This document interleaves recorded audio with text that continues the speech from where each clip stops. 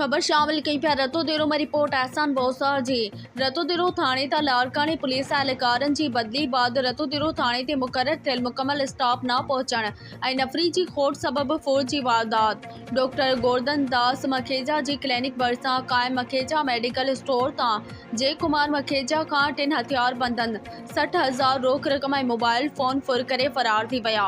उन हवाले सां मुतासिर जय कुमार मखेजा मीडिया के ॿुधायो त अदा मुंहिंजो नालो जय कुमार आहे। मूंखे रतेद्र में मेडिकल स्टोर आहे।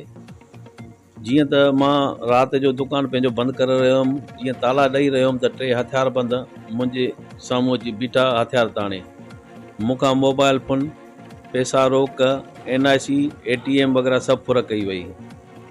रतेद्र में रोज़ ॾुहारनि जी वारदात पई हले थी। हर चौराहे ते हर चौक ते कोई बि शहरी महफ़ूज़ न आहे।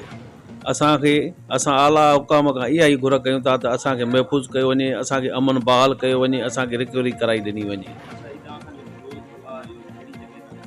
हे डॉक्टर अफ़ज़ल जे भरिसां मेडिकल स्टोर आहे मुंहिंजो। मोबाइल फ़ोन फुर थी विया, 60,000 रोक थिया आहिनि, NIC ऐं ATM वग़ैरह सभु आहिनि हुन में। इहो मुतालबो आहे त शहर जो अमन बहाल कयो वञे ऐं असांखे रिकवरी कराए ॾिनी वञे।